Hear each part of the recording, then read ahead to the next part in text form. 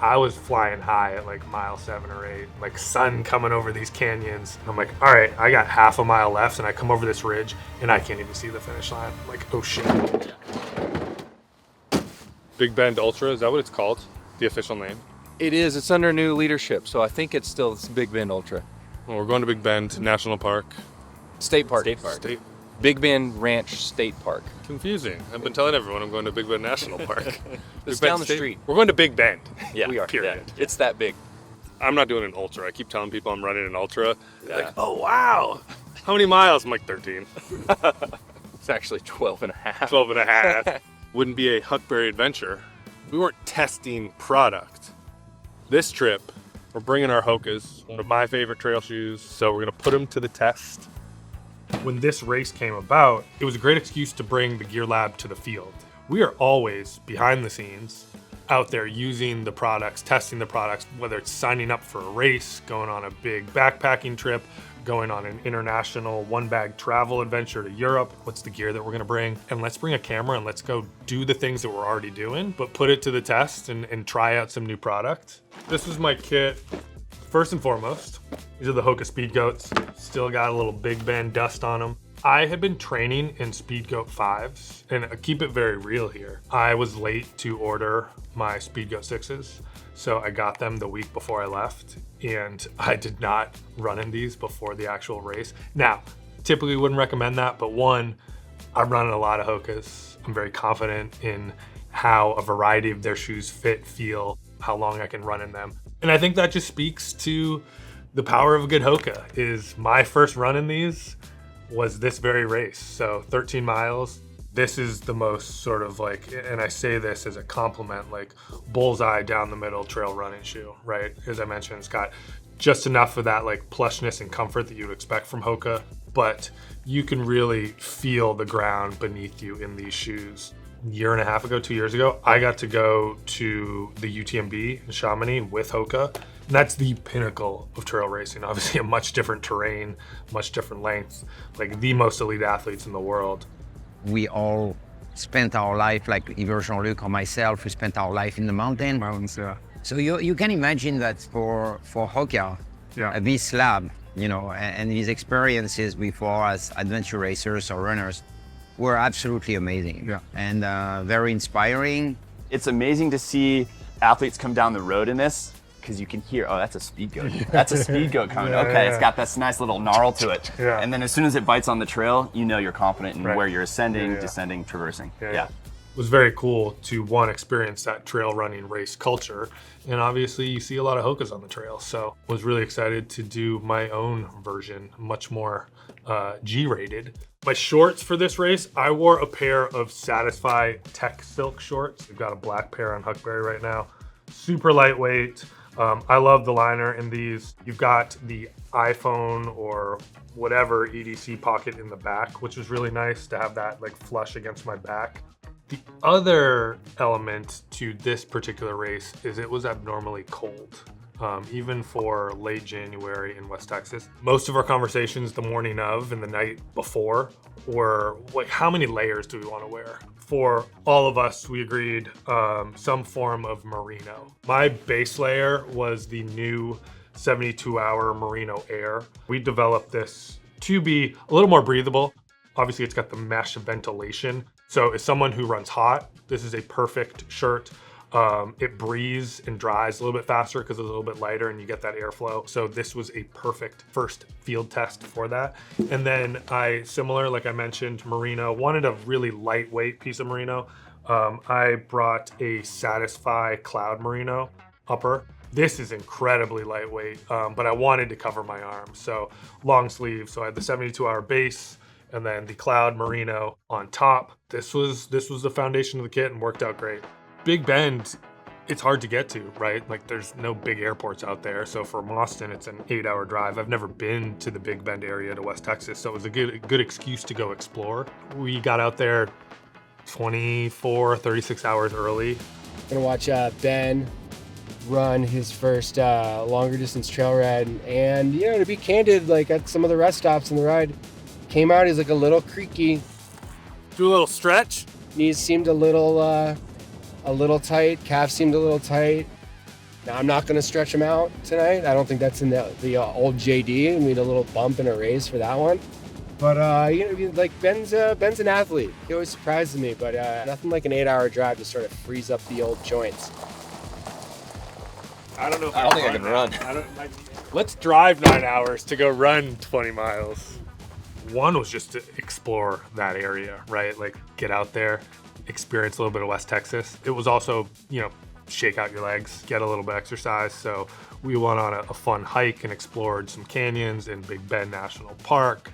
It's one of the least visited national parks and state parks in the country. And so it's a really cool place to run a race, especially a first race for me. It takes a little bit of that anxiety or imposter syndrome out of the equation where this isn't some huge run with a lot of people. I run pretty regularly, so I had a pretty good baseline already. And Will, Bryant, and I also made sure part of our training was running with him, so he knew I was serious. So Will's been a longtime friend of me, longtime friend of Huckberry. He is an incredible artist based here in Austin. He's also an athlete, whether he likes to describe himself as that. Told Will I would do it 3 years in a row and backed out each year. So Will and I decided we're gonna run it. I'm gonna follow through this time. And then Alex Souza, our creative director here at Huckberry, also happened to be in town for a project that we were doing the next week. And Alex is a mountain goat. Alex runs 20 miles on any given Saturday out in Mammoth where he lives. Alex signed up for the 30K, which was a little over 18 miles. Can you climb that wall, Alex? Yeah. Never been to the Grand Canyon, so this will suffice. Better than a little neighborhood 2-mile shakeout. I mean, if I could break 2 hours, I would be happy. I mean, it's doable. It's doable. That's 9 minutes, less than 9 minutes a mile. It's not gonna happen, I would be happy. Yeah. What about you? Your time was 1:49, your best time here? And it was like a 8:28 or 8:29 pace, so I'm looking to beat that. Yeah, anything in the 8s would be, I'd be happy with that. Especially doing the longer distance. Like Yeah, that'd be sustained. He's only doing 10K more. It's not like he's doing an ultra. No, not We're doing micro ultras. Yeah, we're doing micro. Making dinner for the athletes.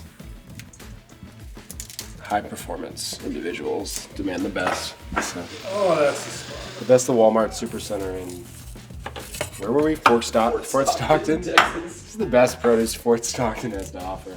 Nothing against Fort, if you're from there, that's great. It was a great pregame meal. Fuel of a champion.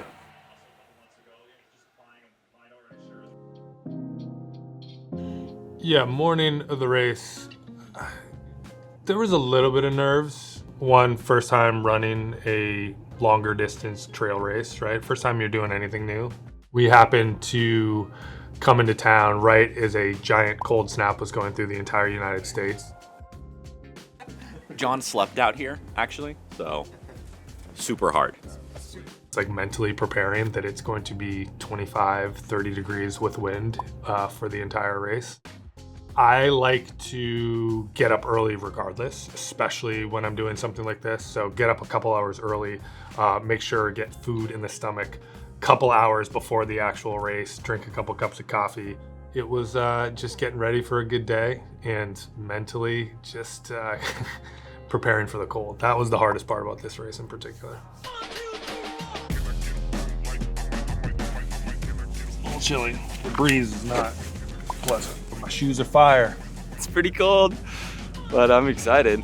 Like, should I be stretching more than I've already stretched? Do I go for a run before a run? That sounds psycho. Say, Daddy's gonna win. Daddy's gonna win. Yeah, thank you. All right, now or never. Once you get to the starting line, I mean, that's where like all of the nerves kind of go out the window. One, because there's so many people there and it was such a fun community vibe. I think anyone that's run any race or couple races has probably had this problem before where you go out too fast. So for this race, I probably lean a tad more conservative at the beginning. The other thing that I do, it's a little bit of internal competition, is I do like to scan the field. I'm gonna see how fast you go, and I'm gonna try to stick to you, and I'll have a couple of those people along the way. I'm sure others do that. There's no like, oh, I'm gonna beat you, or you don't look like you're as fast as me, but yeah, I like to like have a little bit of a target. I judge you on the shoes that you're wearing because I'm surrounded by shoes. I'm like, all right, if that guy's wearing those shoes, you might know something. The first couple miles are always the worst, at least for me. Like, especially, I'm not blaming the weather, but it was cold, right? So, you know, it takes a little bit to get your legs warmed up, regardless of what you did before the race. Once you get going, I always get my groove around like the 3rd mile or so.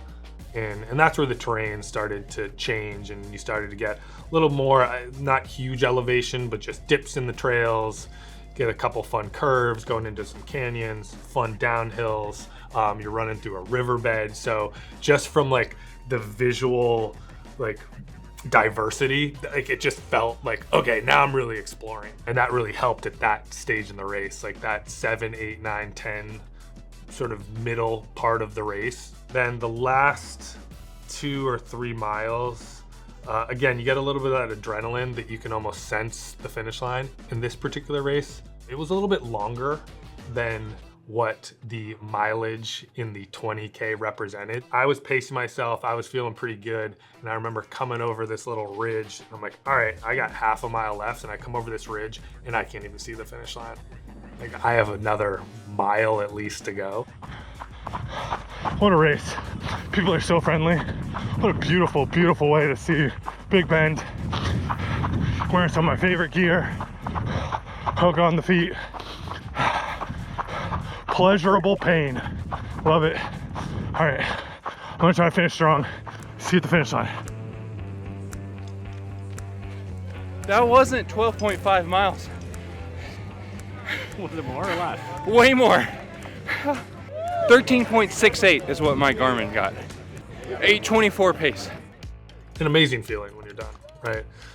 One, to get a jacket, warm up, but the vibes are high. Dopamine, the adrenaline, knowing that there was soon going to be a big burger and beer in the next hour when we were complete.